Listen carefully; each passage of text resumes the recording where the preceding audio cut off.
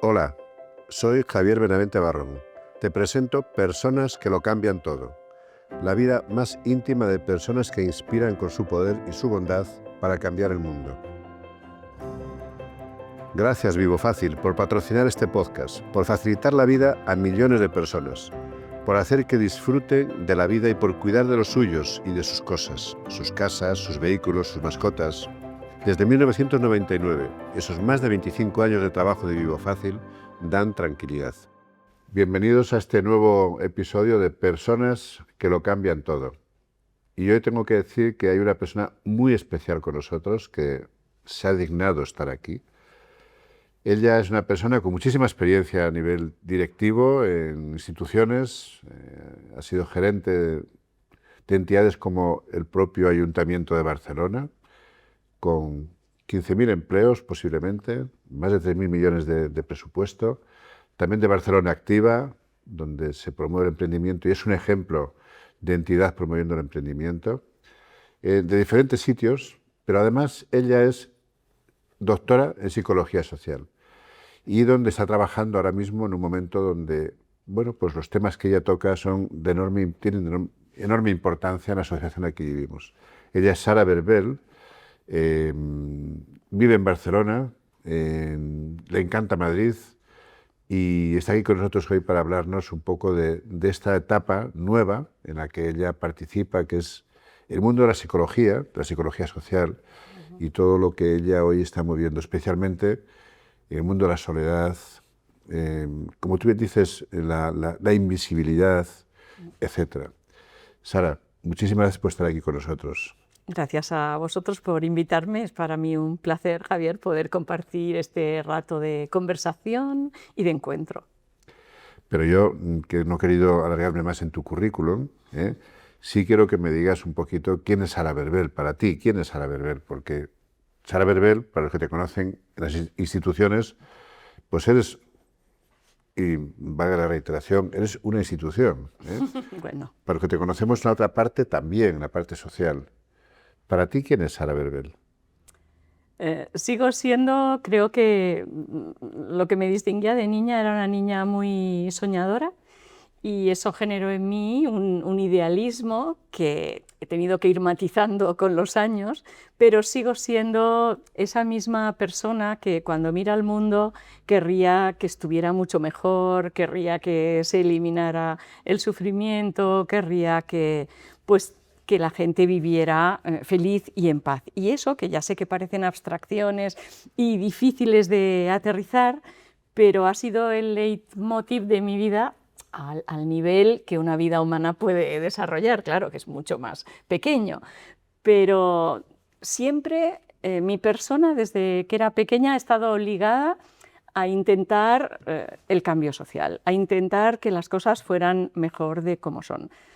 A veces con más éxito y otras con menos, pero ese ha sido mi eje fundamental de Pero vida. Sara, ¿y esto de dónde surge? O sea, ¿cómo te surge esta vocación? No sé de dónde surge, sí sé que cuando era muy pequeña, con 6 o 7 años, mi padre me llevó a la biblioteca de nuestro barrio en Sabadell. Yo soy de Sabadell, una ciudad industrial cercana a Barcelona, y para mí aquello fue un descubrimiento fuera de serie. En esa biblioteca yo era una lectora voraz. Se despertó una de mis pasiones, que sigue siendo la lectura y la escritura, que en cierto sentido es una parte de la lectura. Y lo cierto es que ahí pude vivir muchas vidas, pude vivir muchos mundos, porque los libros lo que hacen es que todo el mundo entero cabe en una historia.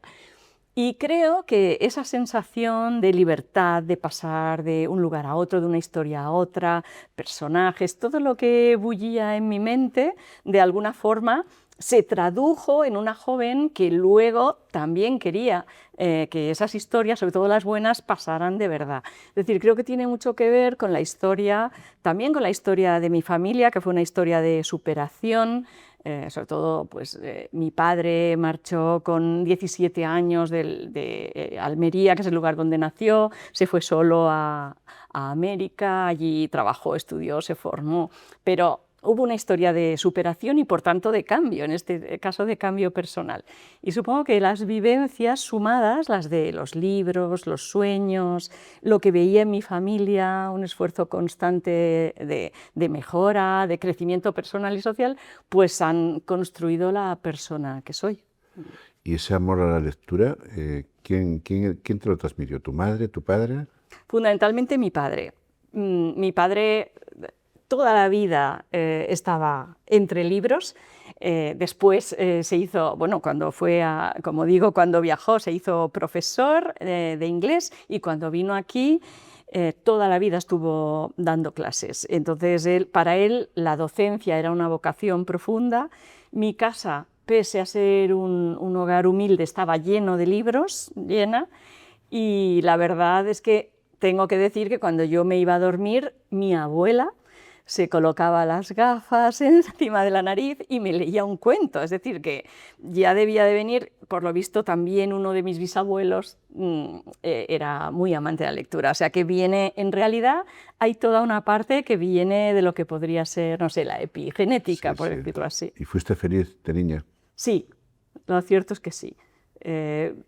Viví con mi madre fundamentalmente, porque mi madre trabajaba en casa, y rodeada de amor, mucho esfuerzo y mucho trabajo. Yo he visto a mis padres trabajar día y noche, pero digamos que desde la alegría.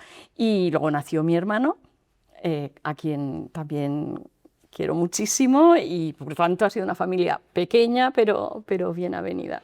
Pero toda esa capacidad de trabajo que tú tienes, estás en todos los sitios. Estás en todos los lados. Has estado en el ayuntamiento, nada más y nada menos como gerente de un ayuntamiento como el de Barcelona. Nada más, decíamos al principio, unos 3.000 millones de presupuesto, 3.800 millones de euros anuales. Unas 15.000 personas trabajando. Sí. Yo te he visto en Barcelona Activa con un éxito brutal, y además Barcelona Activa es una de las instituciones en Barcelona de mayor prestigio, un ejemplo a nivel nacional, a nivel del emprendimiento. Sí, desarrollando proyectos, tiene una capacidad de creatividad la Agencia de Desarrollo del Ayuntamiento impresionante. Claro. Y luego por tu cuenta trabajando en la parte social, que has estado trabajando ahí. Hace poco te dieron un reconocimiento, que eso fui testigo, el reconocimiento... ¿Cómo era? En la Fundación para la Diversidad. Como persona singular por su influencia en el ámbito social. En la promoción e influencia en el ámbito social, lo cual, bueno, son continuamente premios, reconocimientos. Y ahora te veo y te leo en las columnas en El País, en prensa. ¿Toda esa capacidad de trabajo te viene entonces? ¿Es un tema familiar? Creo que sí. Realmente al final, dándole vueltas, creo que probablemente viene de lo que he vivido en mi familia, y tiene también que ver con mi naturaleza, digamos, apasionada, con lo que tiene de positivo y negativo, no solo lo digo como positivo. Entonces, para mí el trabajo también es apasionante, y eso también hace que no me cueste tanto como a otras personas dedicar muchas horas al trabajo. De hecho, yo creo que en nuestra época actual se valora poco esa parte, esa dimensión del trabajo que da sentido a la vida, que implica desarrollo intelectual y personal, que es fascinante. Se valora poco porque estamos en un momento en que parece que lo más importante es todo lo que tiene que ver con el ocio, con el descanso, con la vida personal, que lo es muchísimo, y de hecho me he pasado la vida defendiendo que tiene que existir vida personal equilibrada con la vida laboral y profesional, eso faltaría, por supuesto, y eso lo hemos ganado, digamos, socialmente. Pero entonces estamos olvidando la parte tan fascinante que es el trabajo, descubrir cosas, llevar adelante proyectos. Tú me decías, y el esfuerzo, quizás. Y el esfuerzo que conlleva, porque, por ejemplo, para mí, estar en lugares de administración pública, también fui directora general en la Generalitat de Cataluña, en el Departamento de Trabajo. La administración pública, la gestión pública, tiene una parte como de magia, porque tú puedes diseñar un proyecto para, imagínate, un colectivo que lo necesita, personas en paro, personas en situación de soledad, como decíamos, lo imaginas, lo diseñas, luego lo puedes implantar y luego evalúas los resultados. Es magia. Siempre he pensado que es mágico porque hay una capacidad de poder pensar, desarrollar y luego actuar. Eso da una potencia a la vida de sentido del trabajo, de propósito, que es grande realmente. Y a mí me gusta mucho. Siempre recuerdo la película, no sé si la has visto, de Figuras ocultas, que son las primeras mujeres norafricanas que hubo en la NASA, que esas mujeres tenían una pasión por su trabajo. Y ni siquiera, no es que fueran directivas, ni tuvieran altos sueldos, ni grandes, pero el sentido del propósito de lo que hacían, el valor, lo importante que era para ellas, creo que hay poquísimas películas que muestren eso. Sí, es una película impresionante. Es que a mí me impactó y pensé, es así. Y por eso no me cuesta tanto trabajar, porque en realidad hay una parte que da sentido a mi vida, la parte que tiene de transformación y de poder contribuir en algo, aunque sea un granito de arena, a que el mundo vaya mejor. Pero Sara, volviendo a esa niñez, sí. ¿Cuál fue el momento más bonito que recuerdas de esa niñez? Uy, si tuviera que recordar, como mi madre murió joven, relativamente joven, todos los momentos que recuerdo con ella son maravillosos. Pero nosotros, como he dicho, vivíamos en Sabadell y cuando nos trasladábamos a la playa en Barcelona era una aventura maravillosa. Entonces, en verano había algunos días que cogíamos el 600, que era el coche que tenía mi padre en ese momento, nos subíamos todos, mi hermanito, mi madre, a lo mejor alguna abuela en las épocas en que... y nos íbamos a pasar el día a la playa. Eso era precioso. Yo adoro el mar, lo sigo adorando. Esa sensación de estar toda la familia juntos, disfrutando, sin tener que sufrir por los problemas que tiene la vida cotidiana, tener a mi madre, hay una foto en la que estoy con mi madre, entre las olas, ahí abrazadas. Bueno, es cuando eres pequeña, pues si están tus padres allí, está tu familia, lo tienes todo. No necesitas más. Así es. Y entonces tengo algunos flashes de ese tipo muy bellos. También de mi madre cosiendo y yo llegar del colegio y explicarle todo lo que había aprendido, lo que había explicado la señorita, porque yo disfrutaba mucho en el colegio. Bueno, o sea, y mi madre ahí escuchándome, pienso, qué paciencia tenía. ¿Eras de las que llamábamos entonces empollonas? Bueno, sí, no, tampoco era exactamente así porque también me gustaba mucho el baloncesto, aunque parezca increíble porque no soy muy alta, pero también disfrutaba de la vida. Pero es verdad que se llamaba así y que también estaba poco considerado. Sí. Es cierto. Bueno, en aquella época estaban, decíamos, los empollones, las empollonas, que estudiaban mucho y que se divertían poco, y luego estaban los que se divertían mucho y no estudiaban nada, ¿no? Sí, era difícil tener un Porque equilibrio. ahora es distinto, ahora es que la gente saca, los jóvenes sacan buenas notas y además se divierten. Claro. ¿No? Bueno, eso que han ganado y que gana la sociedad con ellos, claro que sí. Pero seguro que ha habido algún momento muy complicado también en tu vida cuando eras pequeña, ¿no? Que te dejó marcada seguramente. Sí, murió mi abuelo, también bastante joven, el padre de mi madre, y es la primera vez que vi a mi madre llorar. Eso me impactó muchísimo porque mi madre era una mujer con gran entereza, mucha serenidad, mucha alegría y realmente sé que es un estereotipo, pero era el alma de nuestra casa. Claro. Y así era. Y mientras ella estuvo todo fue hermoso, por así decirlo, y cuando la vi llorar, de pronto me di cuenta de que había algo terrible en el mundo, como era la pérdida de los seres queridos. Este fue un momento para mí muy duro. Y Sara, ¿y cuándo descubriste que querías ayudar a los demás? Que tu misión era ayudar a los demás. A los 14 años yo ya dije que quería ser psicóloga, porque quería ayudar a los chicos que tenían problemas, a las chicas que sufrían. Yo veía a algunos de mis compañeras adolescentes. Tuve unas trifulcas grandes con mi padre, porque en aquel momento la psicología tenía un nivel de paro brutal. Era la carrera con más nivel de paro junto con historia. Mi padre era profesor de idiomas Y eso estaba súper bien considerado. Y a mí se me daban bien además los idiomas, hablaba inglés desde que era pequeñita porque él me había enseñado y bueno, estaba empeñado en que yo hiciera pues filología anglo-germánica y que ahí tenía un camino y yo empeñada en que mi vocación era la psicología y bueno, obviamente al final lo logré con mucho miedo de si luego en la vida iba a poder desarrollarlo o no. Pero es de las mejores decisiones que tomé y siempre se lo digo a todos los jóvenes y todas las jóvenes con las que hablo. Tienen que seguir su vocación, aquello que realmente les guste independientemente de que piensen que va a ser más o menos difícil laboralmente, porque si no, es un infierno. Estudiar una carrera que no te interesa es que es terrible.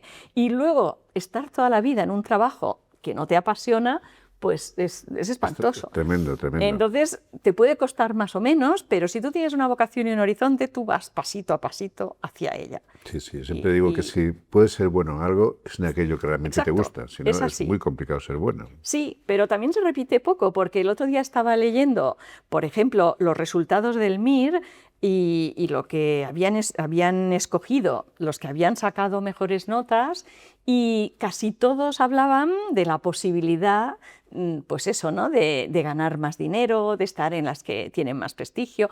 Lo entiendo, porque es lógico que te atraiga.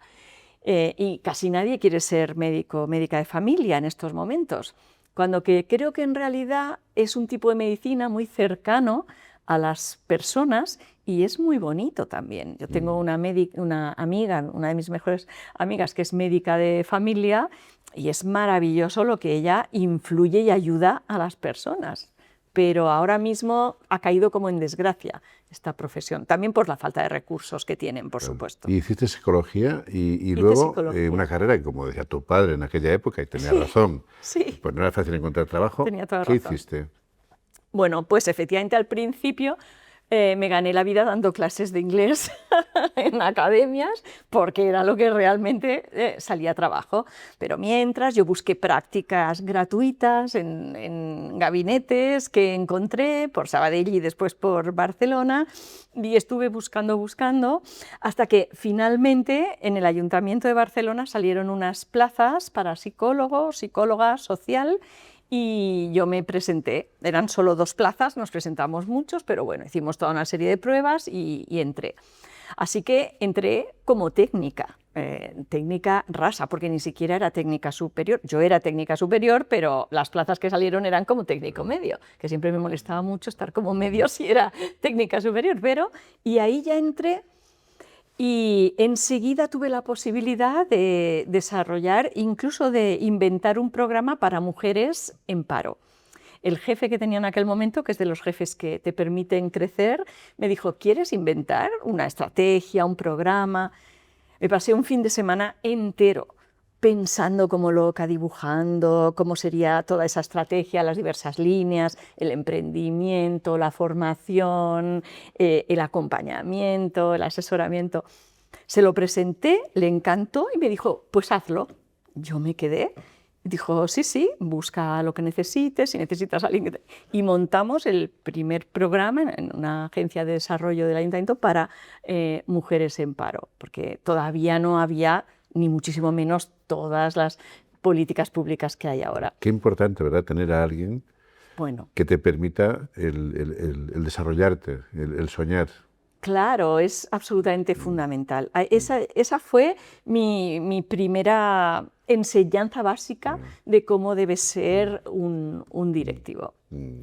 Porque era una persona que efectivamente veía dónde podía haber talentos diferentes, porque yo tengo de un tipo, pero de otros no tengo, y él permitía que este talento creciera y te daba, pues eso, te daba vía libre. Entonces, enseguida me hizo responsable, porque claro, ya para desarrollar el proyecto tenía que hacer cosas. Y luego pasé a llevar un centro, pues ya empecé a desarrollar mi carrera.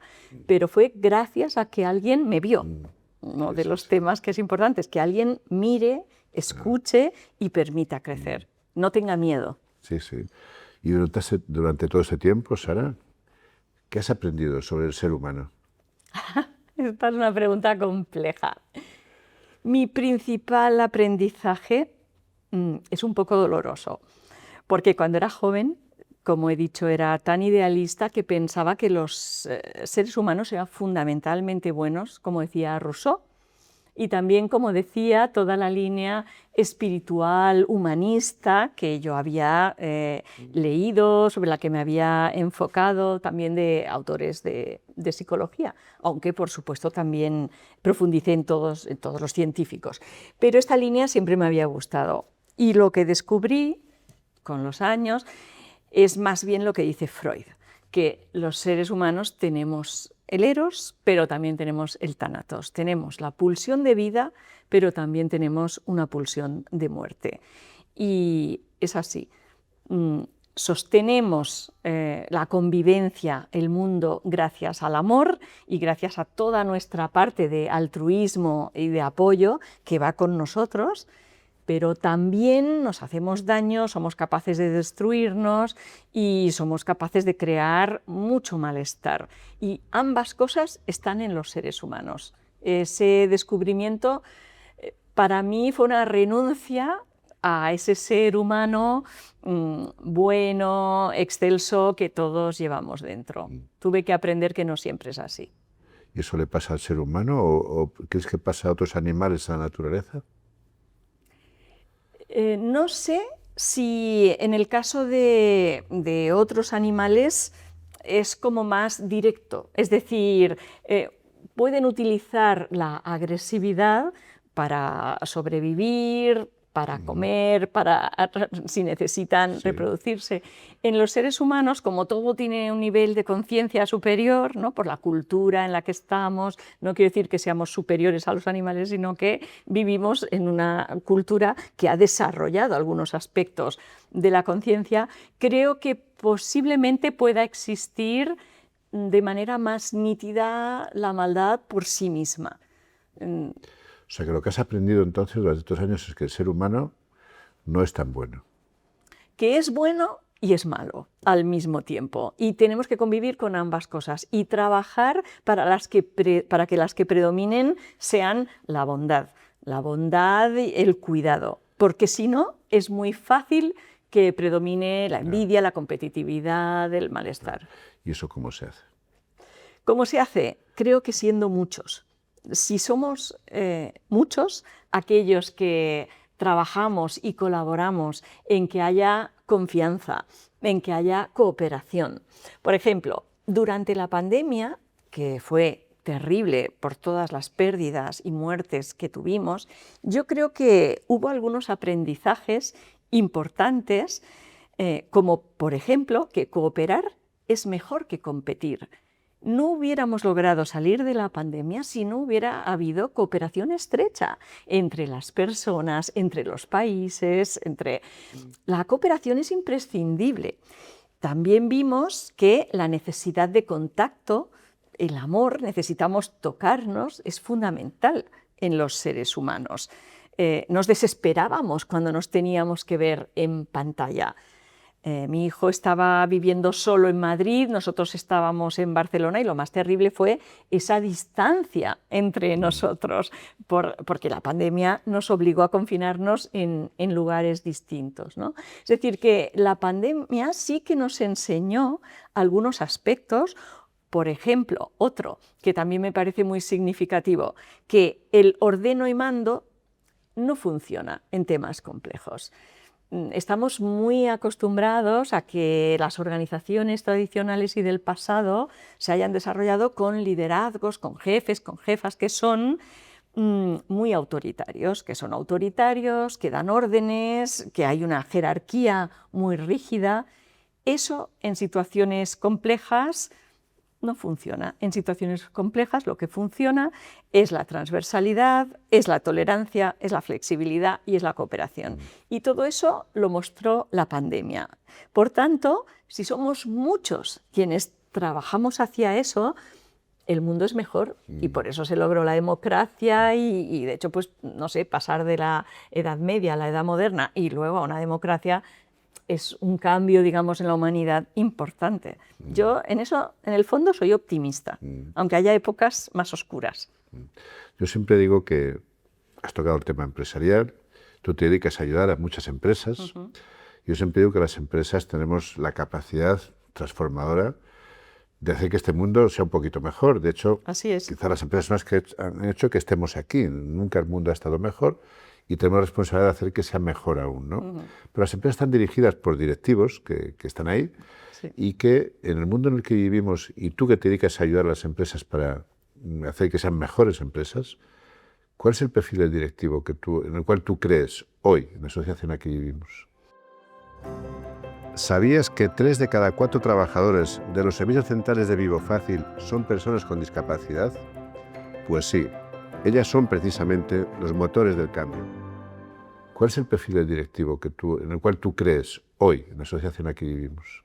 El directivo o directiva actual que mejor funciona es aquel que combina las características que consideramos femeninas en el ámbito del liderazgo con aquellas que consideramos masculinas en el ámbito del liderazgo. Es decir, aquel que es capaz de aunar, por una parte, lo que se considera masculino, que no quiere decir que sea, pero la inteligencia, la racionalidad, la firmeza, con las características que se consideran femeninas, que tampoco significa que lo sean, pero que son aquellas relacionadas con la comprensión, la proximidad, la tolerancia, ambas unidas. Los estudios que tenemos en psicología social son los que dicen que hacen a los mejores directivos y directivas en la actualidad, porque en realidad hombres y mujeres no somos tan distintos. Cuando se analiza qué pasa en las organizaciones, pues las organizaciones que son jerárquicas tienen líderes hombres o mujeres autoritarios, rígidos, y las que son más democráticas tienen líderes hombres y mujeres mucho más comprensivos, cercanos. Bueno, pues esa suma de características crean al directivo o directiva perfecto. Pero hay un estudio que a mí me parece muy interesante, muy reciente, de la London School of Economics, que lo hizo conjuntamente con algunas universidades y entidades norteamericanas, analizando qué era lo que distinguía a aquellas empresas u organizaciones que habían salido mejor de las emergencias complejas que estamos viviendo. ¿Cuáles son las emergencias complejas? Pues, por ejemplo, la pandemia misma que he dicho, la crisis climática, los temas bélicos, la terrible época de soledad, una pandemia silenciosa que tenemos. ¿Quiénes son las empresas que mejor sobreviven, que crean bienestar en su organización y que incluso tienen beneficios? Es decir, que no es solo el bienestar de las plantillas, sino beneficios económicos.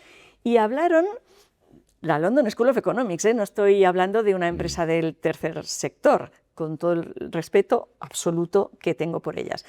La London School of Economics dijo que se trata de tener una gobernanza por empatía.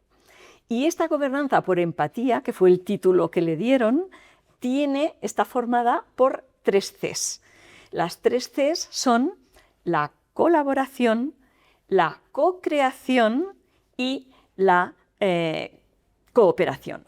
Es decir, que tenemos 3 Cs que forman una gobernanza por empatía, y quien las practica es quien consigue mejores beneficios y mejores empresas con bienestar para sus empleados. Y yo añadiría 2 Cs. La C de la comunicación, que creo que es fundamental, una comunicación cercana, próxima, inteligible, no hostil, como a veces son las comunicaciones entre empresas o administraciones públicas y la sociedad. Y añadiría la C de la confianza, porque no existe cooperación o co-creación o colaboración si no hay confianza. La confianza no solo es un desideratum, también comporta una metodología que podemos desarrollar y podemos hacer en las empresas. Es decir, que yo añadiría 2 Cs, por tanto tendríamos 5 Cs que generan una gobernanza por empatía, que es lo que resuelve mejor los momentos complejos que estamos viviendo. Y hicieron un análisis con muchas empresas, científico y riguroso. ¿Y en qué punto estamos? Aquí en España, en el mundo empresarial, ¿en qué punto estamos a nivel directivo? Creo que estamos en un punto de transición. llevamos épocas en las que los liderazgos autoritarios eran los típicos, porque también eran organizaciones más simples. Con la globalización se empezó a crear unos liderazgos más compartidos, porque lo que funciona es distribuir el poder y, por tanto, compartir. Y ahora estamos realmente en una transición, porque vienen aires de cierto retroceso. Mira, en psicología... ¿Cierto retroceso a nivel de autoritario? En el tipo de liderazgo, sí, sí. De la misma manera que lo estamos viendo en política, que estamos viendo que surgen unos liderazgos muy duros, muy autoritarios e incluso crueles en algunos casos respecto a la población con más nivel de vulnerabilidad, también se está viendo que están aumentando en las empresas y en las organizaciones.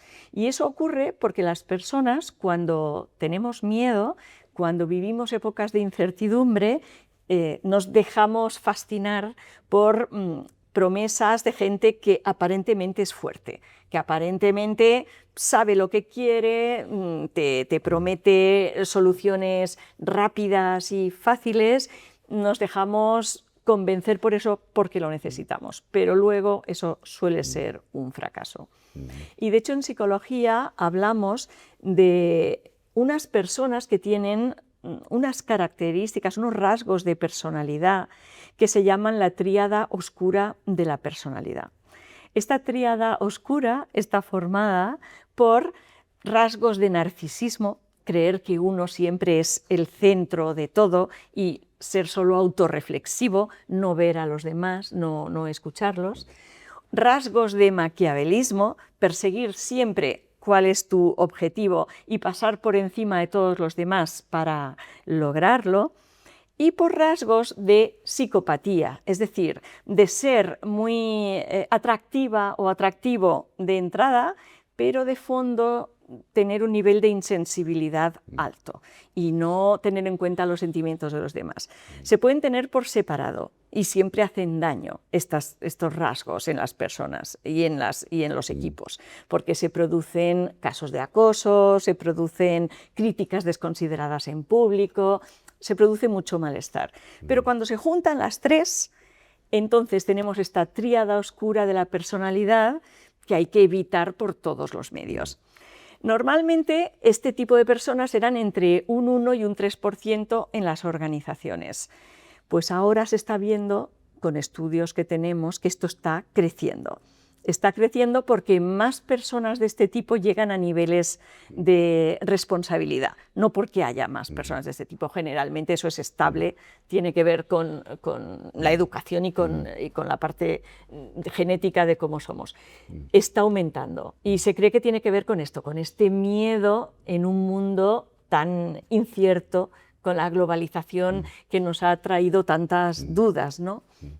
Sin embargo, el estilo de liderazgo como que ahora, en un momento donde el nivel de absentismo es brutalmente alto, históricamente yo creo que nunca ha habido un nivel de absentismo tan alto como ahora, y donde se están dando circunstancias sociales que lo están haciendo que crezca, como es el tema de la soledad, que tú eres una gran experta y ahora hablaremos de ello, como es el tema de la salud mental, pero también el estilo y el liderazgo de la empresa, ¿no? Influye mucho. Cuando tenemos oportunidad, que no siempre es así, porque son de los datos más confidenciales que tiene una empresa, pero yo he dirigido empresas y he analizado los niveles de absentismo, hay unas diferencias enormes en los niveles de gente que se va. Y no es obviamente por problemas de enfermedad, que sí que es verdad que puede haber ámbitos, obviamente, que tienen que ver, solo faltaría, pero hay mucha otra parte que tiene que ver con ese malestar o sufrimiento psicológico, y eso ocurre en lo que de manera cotidiana llamamos organizaciones tóxicas o áreas tóxicas dentro de una empresa. Y yo he visto diferencias de 10 puntos en el bienestar e incluso en el absentismo entre unos departamentos y otros. Y tiene mucho que ver con esa forma de dirigir o de no trabajar en equipo, más bien, ¿no?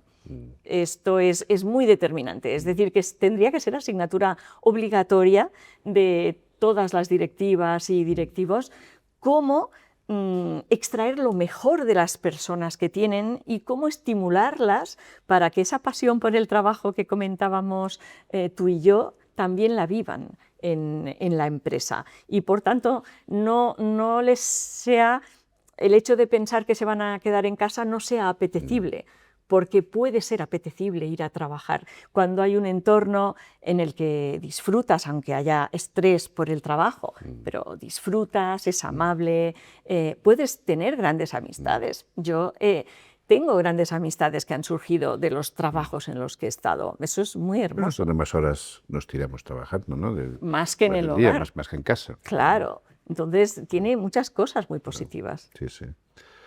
Y enlazando con esto, tú eres una gran experta también en el mundo como psicóloga social, en el mundo de lo que está ocurriendo ahora mismo, que es la gran pandemia del siglo XXI, que es el tema de la soledad no deseada, ¿no? Sí. ¿Qué es peor, estar solo o ser invisible?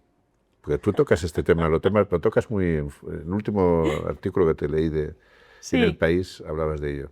He escrito sobre esto porque en realidad muchas veces no se trata tanto de soledad como de invisibilidad. Es decir, el hecho de que haya personas que son invisibles a nuestros ojos directamente comporta que esas personas queden aisladas y obviamente se sientan solas.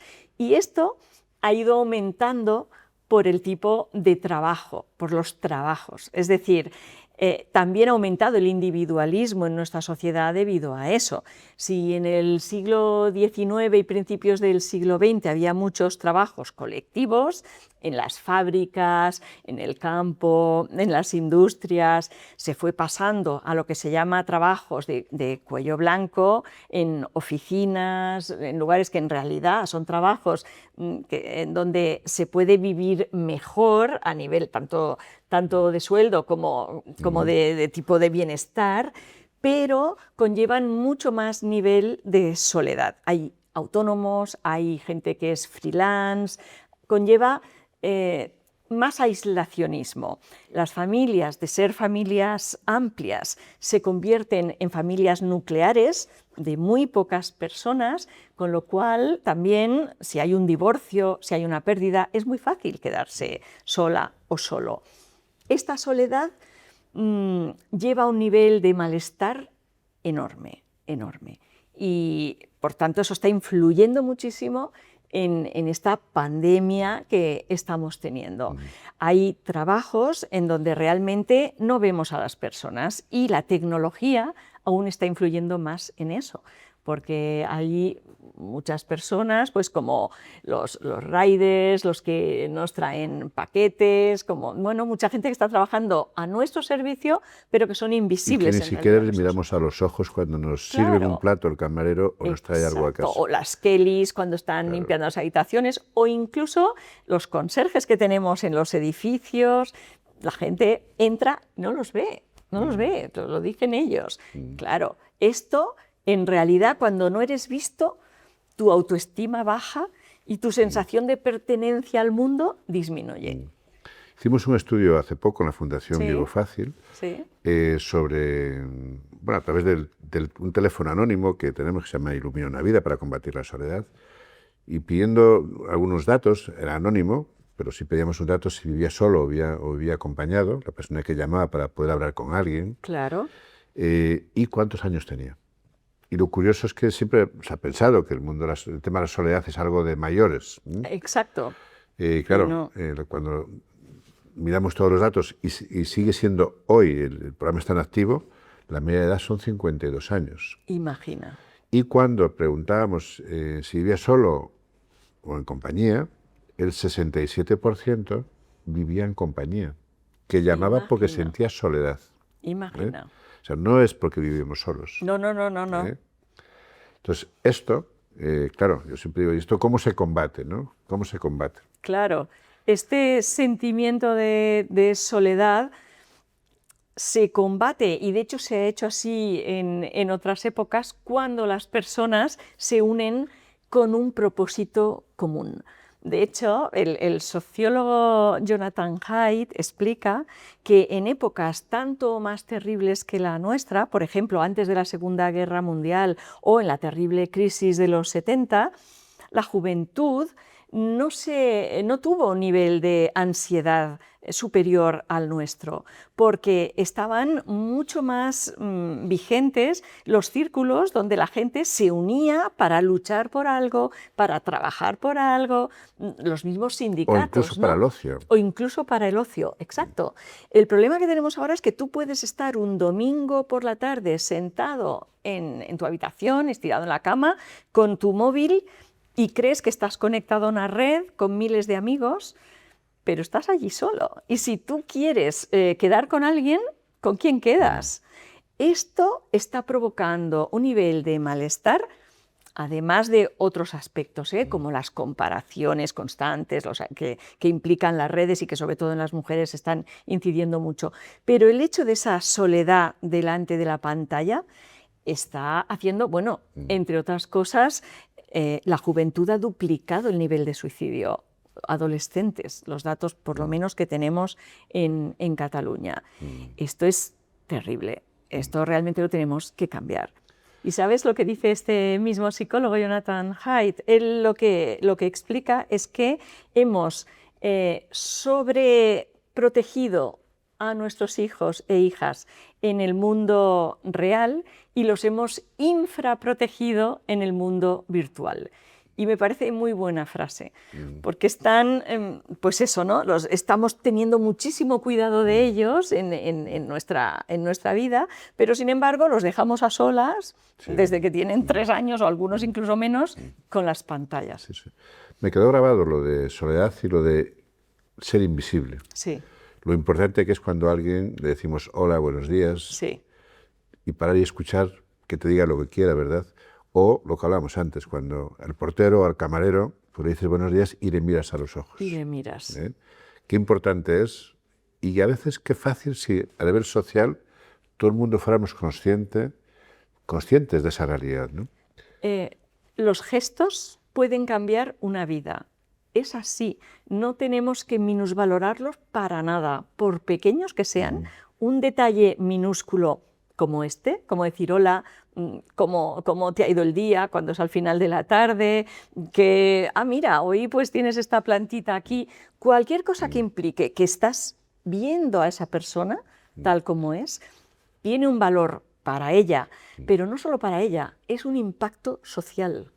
Es un impacto social. Así es. Importantísimo esta parte, y que lo digas tú como gran psicóloga que lo eres, bueno, eres un ejemplo para que cualquiera que nos escuche pues lo pueda entender, ¿no? Pero has sacado también el tema de los jóvenes, el tema de la salud mental, el tema de los suicidios. Sí, sí.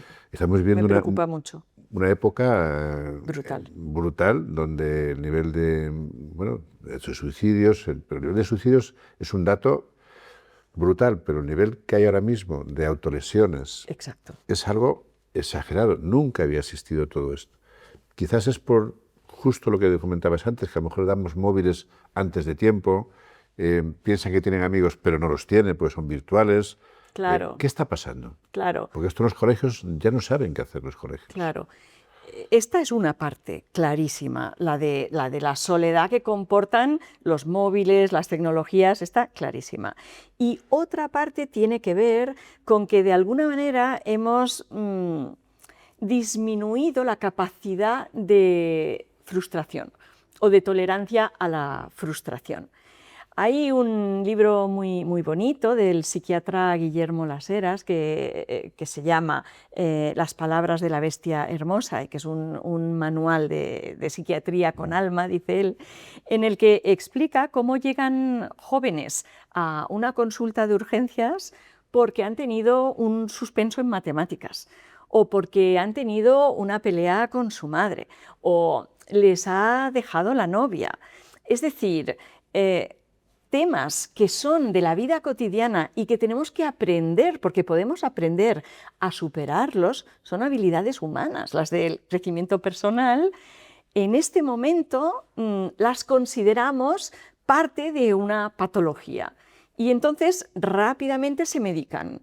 Y eso está pasando también en los colegios, en donde el nivel de derivación a temas de salud mental y a medicación de jóvenes se está incrementando muchísimo, y lo que antes era un niño o un chico que a lo mejor pues, es el más pequeño de la clase y es tímido, o un chico que era nervioso, muy movido, torpe o incluso triste a veces, ahora es un chico al que se le diagnostica y muchas veces se le medicaliza.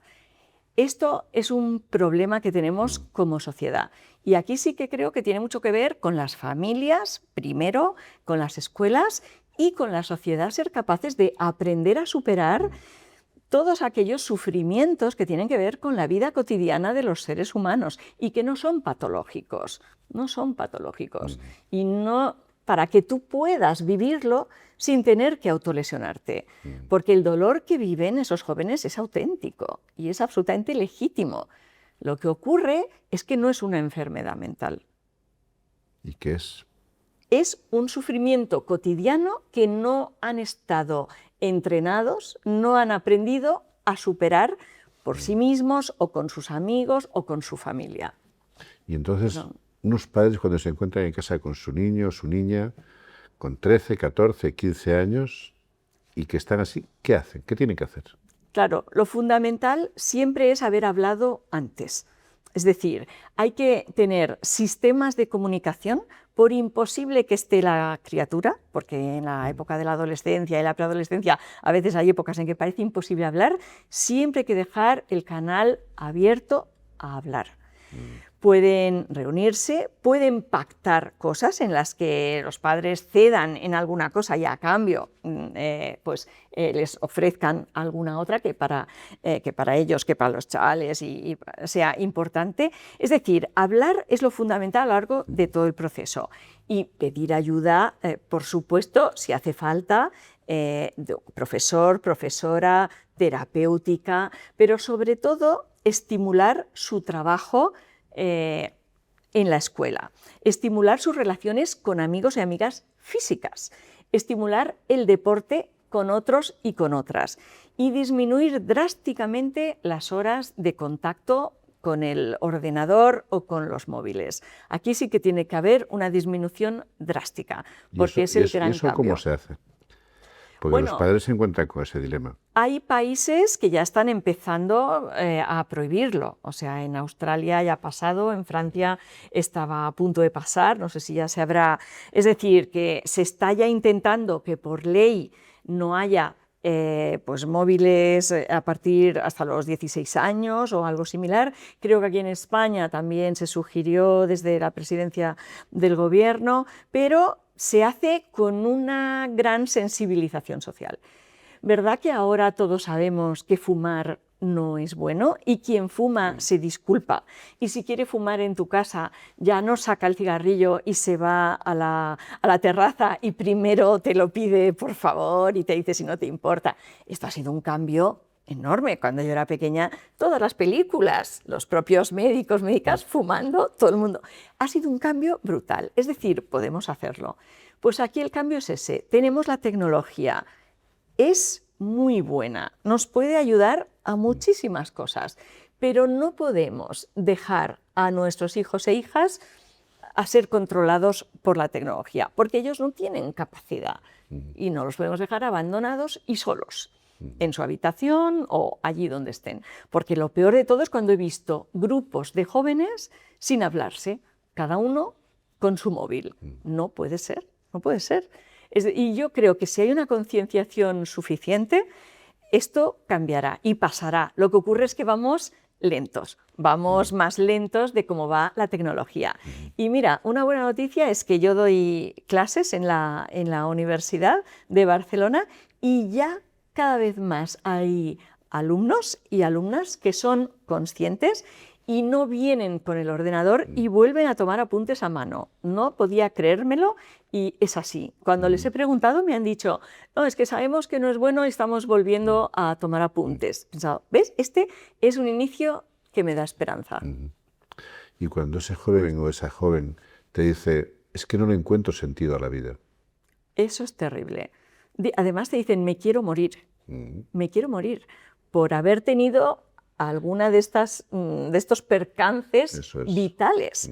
Claro, ahí lo fundamental es la palabra, lo fundamental es acompañarlo absolutamente, no dejarlo solo y que viva directamente el amor, la compañía y que vea lo que es el mundo, porque muchas veces esto se les hace una montaña cuando son cosas perfectamente superables, como los ejemplos que mostraba antes, son perfectamente superables. Pero no son felices. No son felices. Eso es lo que está ocurriendo en estos momentos. Tenemos un grado de infelicidad en la sociedad muy grande y creo que también contribuyen las redes sociales y los medios de comunicación, porque sabemos que se viralizan mucho más las noticias negativas que las positivas y que la gente da más clickbaits y por eso a veces cuando uno ve las noticias se enerva y a veces piensas, tengo que dejarlas de ver 2 o 3 días porque es espantoso. Y es porque se están reiterando noticias negativas. Y sobre todo es muy peligroso decir a la juventud, como estamos diciendo día tras día, que no hay futuro. Claro que hay futuro, que no hay alternativa. Claro que hay alternativa, que van a vivir peor que sus padres. ¿Por qué? ¿Dónde está escrito? ¿Dónde está escrito? Es que mi madre, cuando yo nací, no podía viajar sola fuera de España, no podía abrirse una cuenta corriente, porque necesitaba la firma de su marido. El cambio ha sido enorme.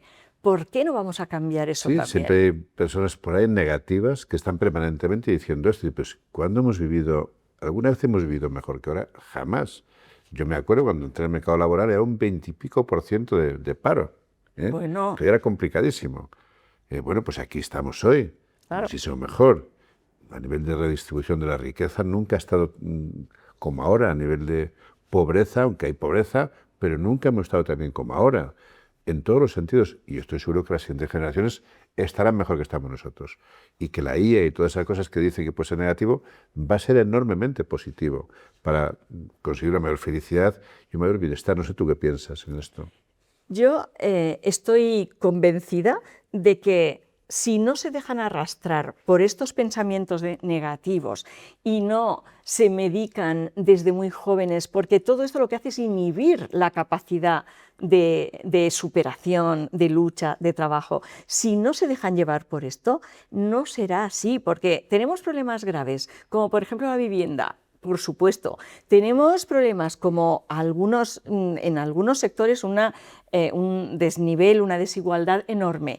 Por supuesto, pero luchemos por ello, pongámonos a trabajar para que eso cambie. Y lo que yo quiero decirles es que puede cambiar porque han cambiado muchas cosas en otras épocas que eran impensables completamente. Es decir, que no digo que no tengamos problemas, por supuesto que tenemos, pero los pueden cambiar, aparte de las grandes ventajas que tiene nuestra sociedad, como poder viajar. Bueno, no hace tantos años que no se podía viajar por todo el mundo como viajamos ahora, ¿no? Una gran parte de personas, conocer otras culturas, como poder desarrollarse intelectualmente. En fin, tenemos muchas cosas positivas, no nos podemos dejar llevar por estos pensamientos negativos y tenemos que dejar de darles pábulo. No pueden estar saliendo cada día en los medios. Es un tremendo error para la generación que viene detrás. Porque para ti, Sara, ¿qué es la felicidad? ¿Qué da sentido a la vida? Son 2 preguntas distintas. No sé si puede quedar un poco arrogante remitirme a lo que dijo Freud cuando le hicieron esta pregunta. A Freud, una vez que llegaba a Viena, a su país natal, le dijeron: profesor, ¿cuál es la clave de la felicidad? Y dijo: amar y trabajar. Y yo pensé, ya cuando era joven, qué resumen, qué síntesis tan impresionante. El amor es fundamental, pero tampoco llega del cielo. También implica trabajo, constancia, escucha activa. Y el trabajo, si somos capaces de darle propósito, también llena nuestra vida. Yo creo que esa combinación, que son 2 pasiones, como decía Bertrand Russell, las grandes pasiones que gobiernan nuestras almas, además de la escucha, que creo que debe ser permanente de las personas que más sufren, creo que esto es lo que yo consideraría felicidad. Te he escuchado una frase que has dicho por ahí en tus artículos, que dices, la amistad es un bien de salud pública. Pues sí. En esa biblioteca que te he explicado que iba cuando era pequeña, un día yo de la mano de mi padre coincidí con una niña de mi misma edad, 7 años, que iba de la mano de su madre. Nos hablamos porque los padres se conocían y de allí, de esos libros que nos intercambiamos, de ese conocimiento, surgió una amistad que todavía hoy dura con la misma fuerza y el mismo ímpetu que cuando teníamos 7 años. La amistad, los vínculos profundos entre las personas a lo largo de la vida se ha demostrado que dan más capacidad de vida, más longevidad que muchas otras cosas que consideramos también muy beneficiosas. Y la soledad, no tener amigos, es tan grave como el tabaquismo, como la obesidad. Es decir, la amistad es un bien de salud pública que tenemos que impulsar, estimular y que, como todo, se crea en el día a día. Pero cuando dices de salud pública, ¿cómo lo estimulas? Se puede estimular con centros donde la gente pueda encontrarse, con espacios en las ciudades. Nosotros en Barcelona hemos creado las superillas, que en castellano serían las superislas, que son lugares en donde hay bancos, donde hay zona verde en mitad de la ciudad. Allí se sienta la gente, los niños y las niñas juegan, los ancianos hablan, otras personas se ponen con el ordenador. Generar espacios, ciudades cuidadoras, que promuevan que las personas se hablen y se escuchen, porque de hablarse y de la convivencia es de donde surge la amistad, no surge de estar con 1000 likes en una red social, sí. No. Por eso dices también, otro artículo que he leído tuyo, de que hay que salir a los bancos, utilizar los bancos. Ah, sí, claro. Eso es impresionante porque en Zimbabue un psiquiatra vio cómo aumentaba la enfermedad mental y que había apenas una docena de psiquiatras en el país para millones de habitantes. ¿Y qué hizo? Pidió a algunas mujeres mayores que se sentaran en unos bancos a escuchar a quien tuviera problemas. Bueno, primero hay que decir que las formó en escucha activa y en algunas técnicas de comportamiento. Esas mujeres primero eran 14, ahora son miles, no solo en Zimbabue, ahora se hace en Nueva York, ahora se hace en Canadá, en muchos lugares del mundo. Se sientan en un banco de las plazas y quien quiere va y les explica sus problemas, charla con ellas. Bueno, pues esto que parece una cosa tan simple y sencilla, en 5 años los datos que tenemos es que redujo en un 90% la ideación suicida de las personas que fueron a esos bancos a charlar con estas mujeres mayores. En un 90%. Es un dato impresionante, porque lo que implica es que esas personas no tenían una enfermedad mental. Lo que necesitaban era ser escuchadas, y hablar, charlar. Por eso todo aquello que promueva la convivencia, la charla, el estar juntos, esto va a servir para crear amistad y para evitar esta soledad tan terrible. Y desde las empresas, tú que ayudas a las empresas, ¿qué podemos hacer desde las empresas para combatir la soledad, claro, para generar felicidad? Hacer que esta sociedad sea un poquito mejor, un poquito más bonita. Claro, porque fíjate, Javier, lo que ahora estamos teniendo datos es de que la soledad en las empresas también es cada vez más alta. Está creciendo. Hay gente que se siente terriblemente sola, con lo cual el tipo de liderazgo que decíamos, que es compartido, que trabaja con los equipos, que estimula el talento de todas las personas, ese tipo de liderazgo va a hacer que haya mucha más relación, que los equipos se hablen, hacer actividades para que los equipos puedan desarrollar. Por ejemplo, la cocreación. La cocreación es unir áreas diferentes para pensar en la solución de un problema. Todas con el mismo nivel de responsabilidad, no hay jerarquías. Y luego cada una se responsabiliza de su parte, claro. Eso genera lazos, genera redes, genera escucha e intercambio. Bien, pues eso disminuye la soledad dentro de la empresa.